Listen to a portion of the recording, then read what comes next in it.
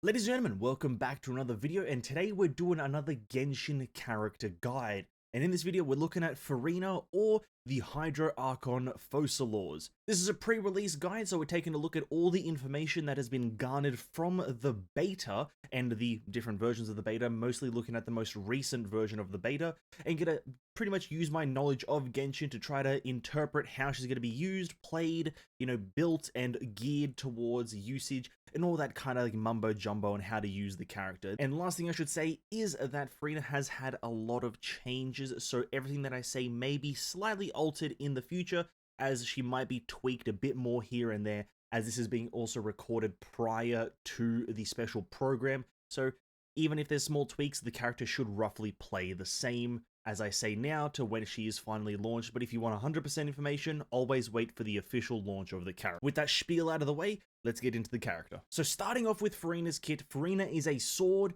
Hydro character that can be easily described as an off-field Hydro applicator damage boosting support. Very long title, but that is the easiest way to describe her. Very powerful just off the top.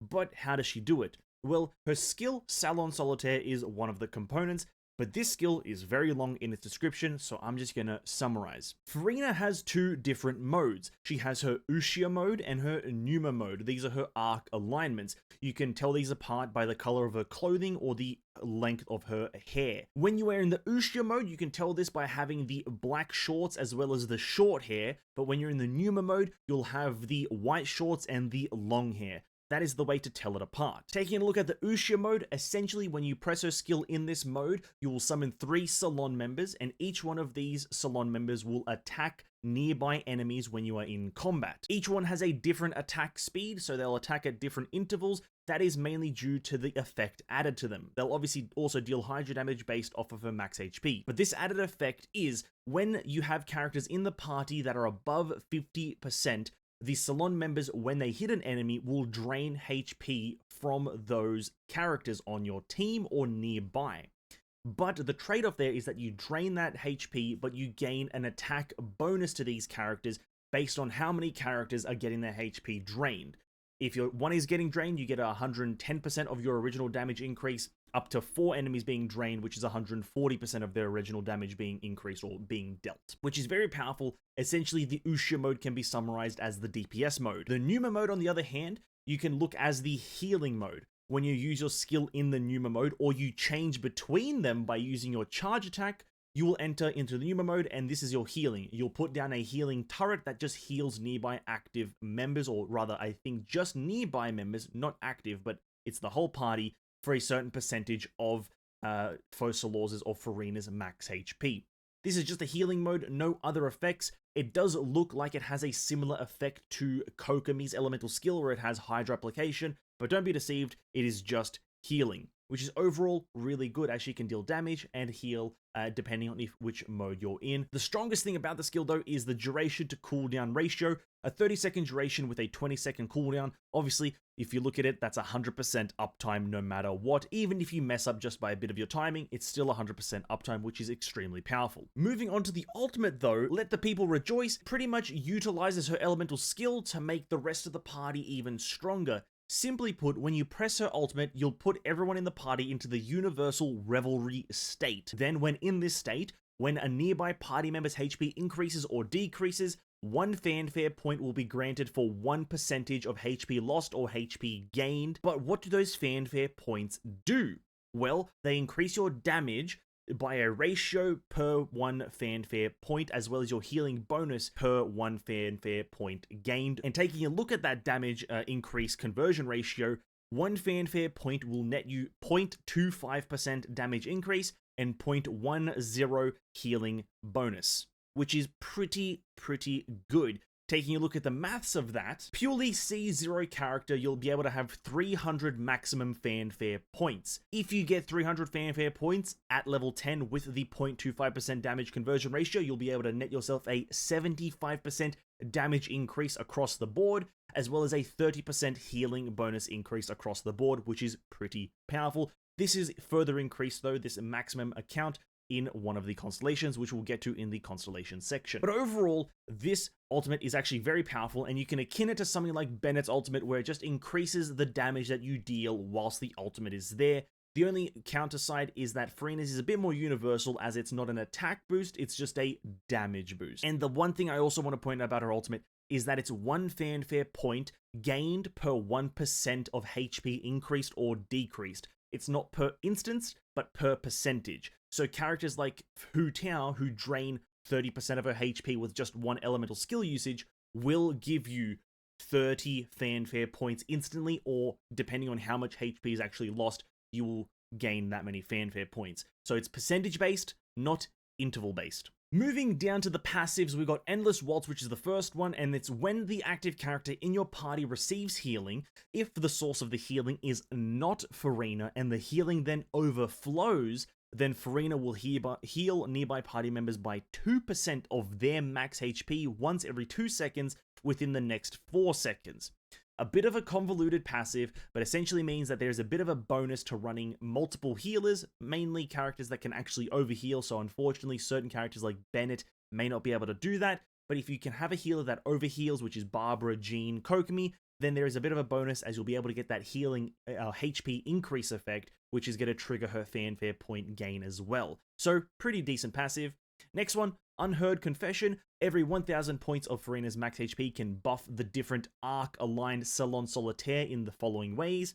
Will increase the Salon member damage dealt by 0.7% up to a maximum of 28%. And then the last one, will decrease active character healing interval of the Singer of Many Waters by 0.4% up to a maximum of 16%. So essentially, you're going to need a fair bit of HP on the character. So I think it's about 30,000 HP that you're going to roughly need for Furina to get all these bonuses. It's between 30 and 40 from my calculations, but I could be absolutely wrong with that. I'm not 100% sure on the maths here. And then the last passive, I've seen a few people confused about this one. The Sea is my stage. The Xenochromatic Fontima Aberrant ability cooldown is decreased by 30%. For those who don't know what that Xenochromatic Fontima Aberrant ability is, it's when you're underwater and you absorb the crab or the manta ray or the weird beluga ability. It's those abilities that they have. It's decreased by 30%. It's pretty useful if you're doing underwater exploration. Other than that, it's just a nice little ability underwater. Overall, Furina's kit is really, really powerful, ladies and gentlemen. A lot of people will talk down to the kit. A lot of people will talk up the kit and make it seem overpowered. It's not overpowered per se, in my opinion. It balances out with the elemental skills, Hydra application not being the best, but the damage is going to be decent, as well as the buffing from the ultimate, as well as the buffing from the skill, which is that 140% of original damage buff. All that buffing, I'm going to describe the character, is a character that's extremely similar to Bennett in terms of universal usability. And I would give Furina the edge up on Bennett simply because Furina can give you universal damage boosting, whilst Bennett is attack. That is the kind of way that I would describe Furina, is that she's going to be a universally good character no matter what team you put her on. She'll be able to do something. The only thing that I've read recently, and this is again through the beta and through comments, is that she's not going to be too good with transformative reactions, which consists of things like Overloaded, and one of the Dendro reactions, I think it's Hyper Bloom or Bloom. Some of those reactions won't get buffed by her, but every other reaction and all other damage instances are buffed by her. So, like, overall, a great C0 standalone character. But, obviously, constellations are important to at least take into consideration, and taking a look at them, some of them are pretty good, while some of them fall a bit short. So taking a look at Constellation 1, Love is a rebellious bird that no one can tame, or none can tame. When using her Let the People Rejoice or her ultimate, Furina will immediately gain 150 fanfare points. It's an instantaneous gain, so an immediate damage boost. But then additionally, Furina's fanfare limit is increased by 100, so that's an extra potential 100 fanfare points. And that does change the amount of damage potential. And taking a look at the numbers, with 400 fanfare points and level 10 ultimate, which is the 0.25% damage conversion, with C1 you can get a 100% damage increase with her ultimate at maximum fanfare points. And as for the healing bonus, that is 40% healing bonus that you can get, which is overall a pretty good increase in my opinion. This was nerfed recently. I believe it used to be 150 limit, but this is now 100. Again, still very powerful in my opinion, as it's a 100% damage increase. That's pretty good. Going on to Constellation 2, a woman adapts like a duckweed in the water. Very good name. While her ultimate lasts, Furina's fanfare gain increases or decreases in nearby party characters is increased by 250%. Each point of fanfare above the limit will increase Furina's max HP by 0.35%. Her maximum HP increase is 140%. A lot to take in there, but essentially, this kind of changes up her ultimate slightly. We previously established that 1% HP lost or gained will equal 1 fanfare point. Now, this with Constellation 2, because it says 250% increase or decrease from nearby party members, you will now be getting 2.5 fanfare points per 1% HP gained or lost. Essentially, more than doubling, obviously, your fanfare point gain, which is going to make it easier to get to the maximum fanfare limit, i.e. get to that maximum damage a lot quicker. So, very, very powerful Constellation, and the general opinion from the community is that Constellation 2 is going to be kind of the overpowered state of Furina, which I would generally agree with. I don't want to say overpowered or like a must pull, but very powerful nonetheless. Constellation 3 is going to buff her ultimate, very cool. Constellation 4, they know not life, who dwelt in the netherworld not. Very difficult to read that. But then, when the Salon members from the Salon Solitaire hit an opponent, or the Singer of Many Waters restores HP to the active character, Furina will restore 4 energy. This can be triggered once every 5 seconds, essentially making her energy recharge a lot better, or her energy gain a lot better. Constellation 5, his name, I know not it is obviously her skill level up. And then last one, Constellation 6, Hear Me, Let Us Raise the Chalice of Love, is a very, very long constellation, but I'll summarize it, is that essentially after you press her elemental skill, she will gain a 10-second buff where, depending on the mode, you'll get a different effect. And you'll also get a Hydro Infusion that will deal a baseline 15% of her max HP as damage, additional to your already existing amount of damage from your auto attack. Taking a look at the different effects, if you're in her Arc Ushio effect, which is essentially her DPS mode, every 1 second, all nearby party members in the party will be healed by 4% of Furina's max HP for a duration of 2.5 seconds. So in her DPS mode, when you have C6, you'll also get an additional amount of healing, which will further increase the speed that you'll be able to get her fanfare points without having to run an additional healer, because she'll just have a passive amount of healing that you can do with her C6. But again, C6, be careful there. Arc Pneuma mode, the buff that she gets here is that this normal attack, charge attack, or plunging attack ground impact damage will be further increased by an amount equivalent to 20% of Furina's max HP. When any attack of the attacks mentioned previously hit an opponent or nearby party members, will consume 1% of their current HP.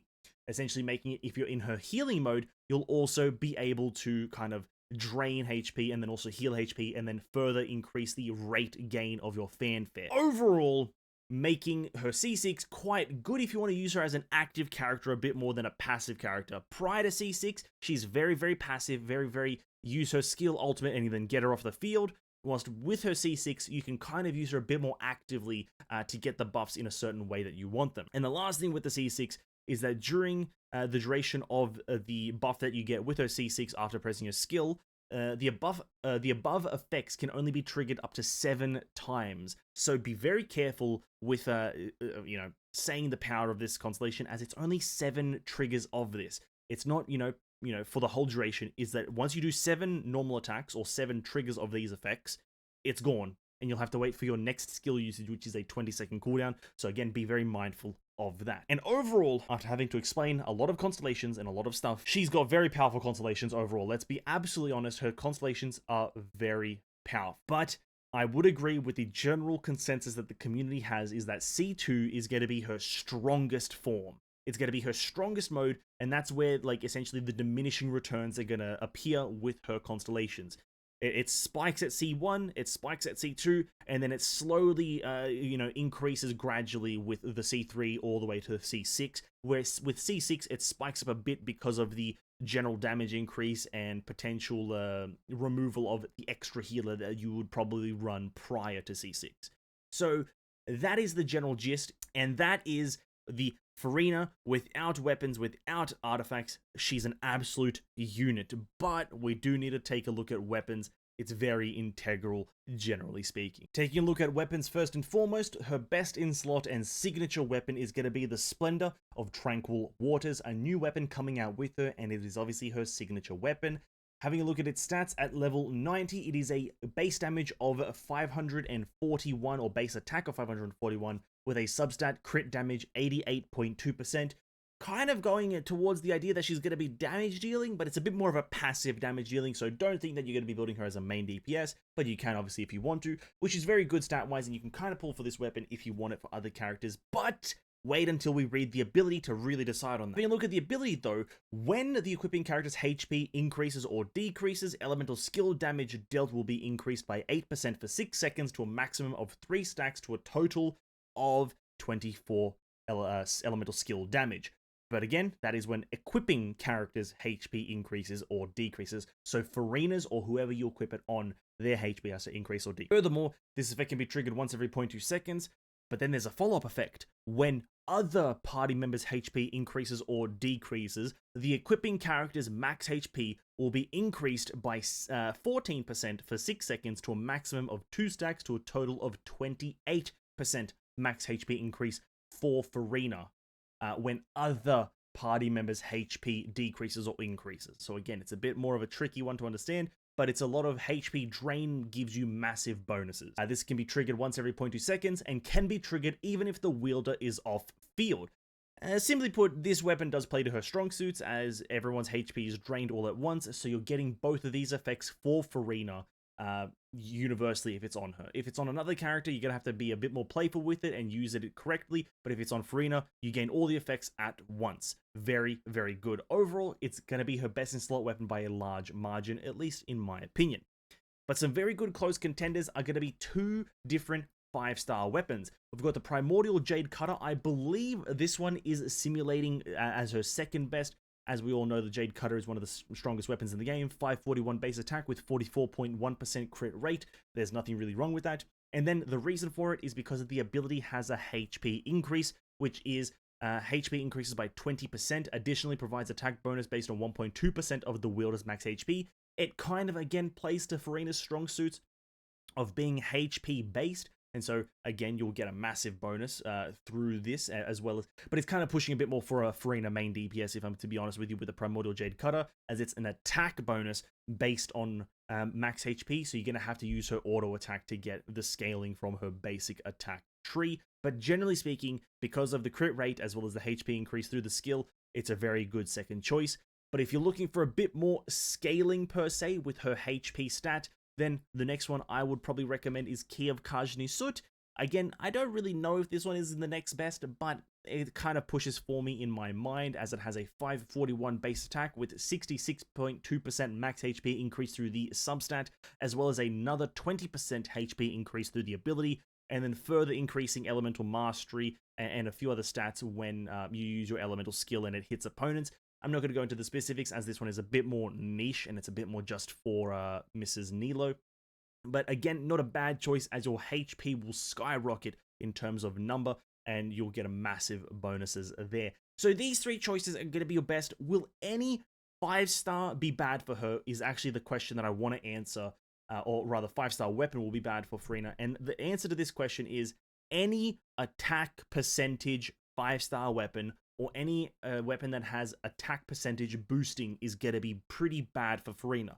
The reason for this is that she doesn't scale with attack percentage in any other area other than her basic attacks.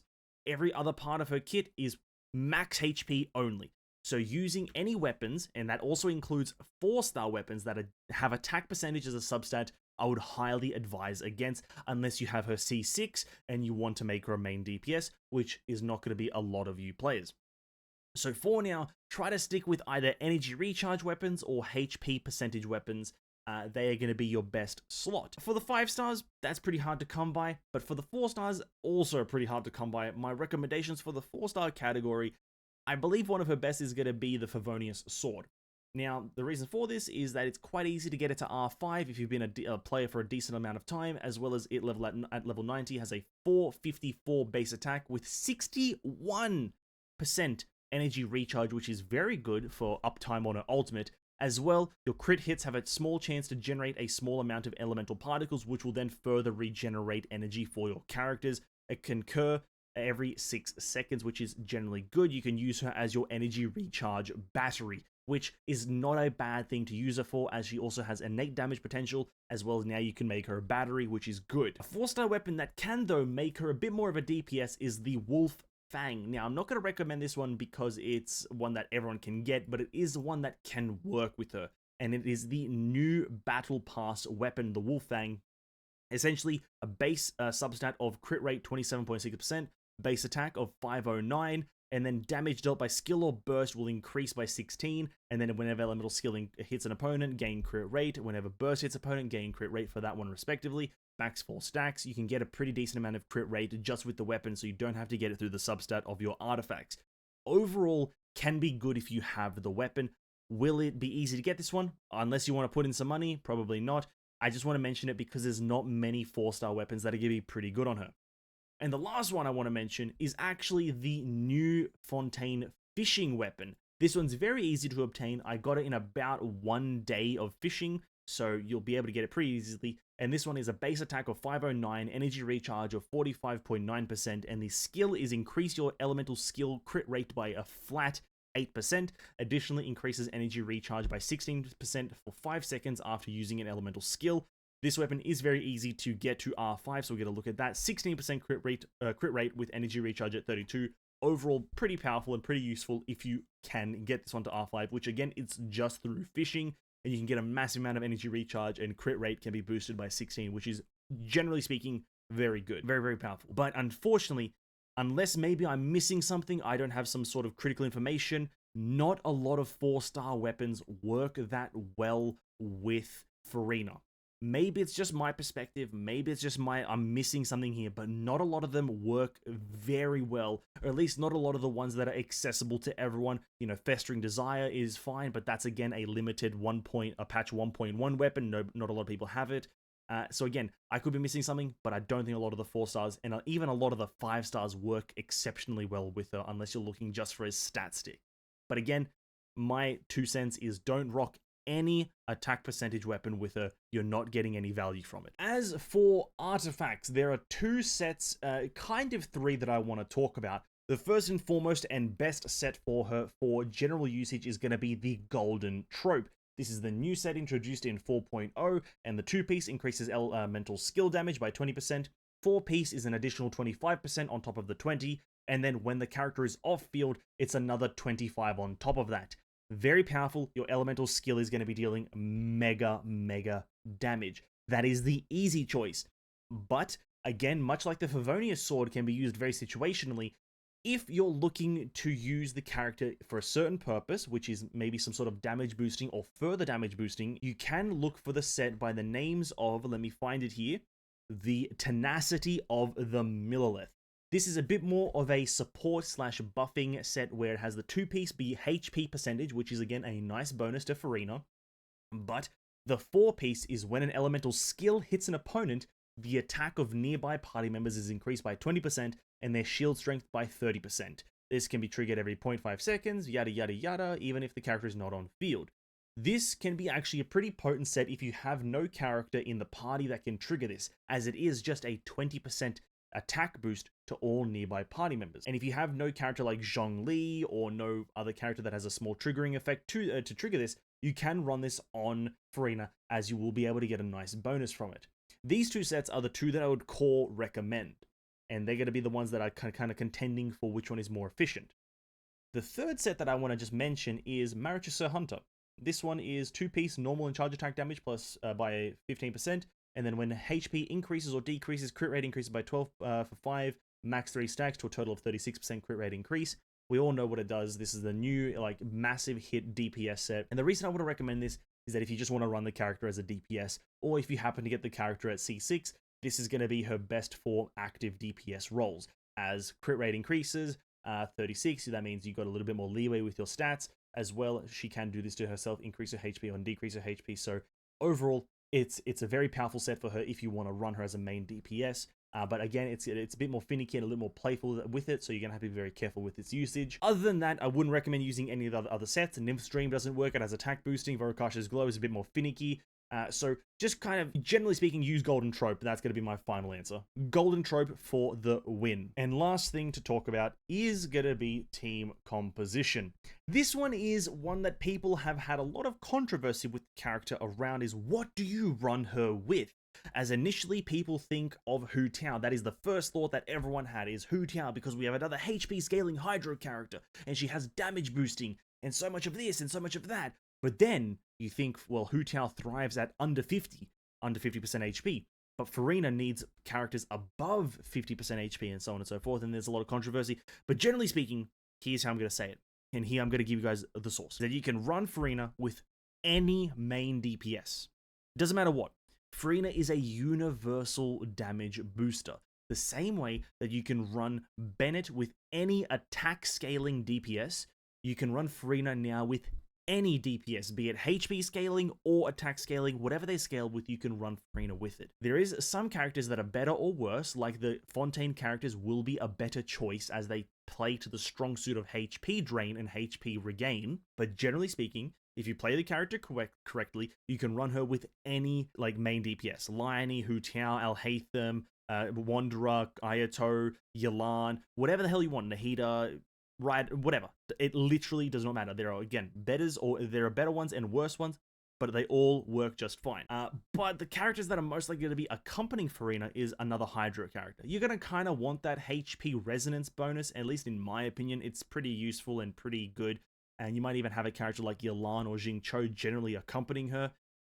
It's pretty good. Other than that, if you don't have C, I believe it's 6, you're probably going to want to also run a co-healer. So you might run a Barbara, a Jean, or something along a Kokomi would also very much work. You might run that just so you can trigger the HP increase and then have the perpetual HP decrease effect from Furina. And then you'll be able to kind of cycle in and out of up and down in terms of HP and then gain fanfare a lot more efficiently. And that's definitely an option that you can take with you. Again, I've said main DPS role is whatever the hell you want to use, but the other roles is generally speaking a Hydro character and then another healer, as you want to be able to keep characters alive, but also above 50 to continuously keep that HP drain effect active. It's not too complex of a team design or team kind of like creation process, but it can be a bit tricky when you're taking in consideration the your constellation level, as well as how much healing or overhealing are you actually going to need to, you know, optimally make your team. It's not too difficult, but bear in mind you're going to maybe need a few things. And that is Furina. I don't believe I've missed anything.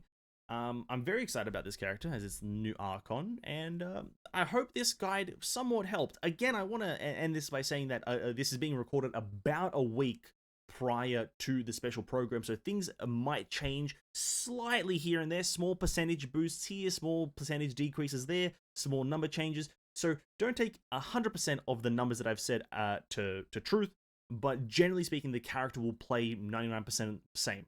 Right, she'll be the same in terms of playstyle. I can't recommend this character more. I think on paper she sounds great, and in practice, the beta testers are doing a terrible job showcasing her, but in practice, I do also believe that she's going to be pretty good. Other than that, I've got nothing else to say about the character. I hope you guys enjoyed the video. If you did, like and sub, and I'll catch you guys in the next guide, I guess.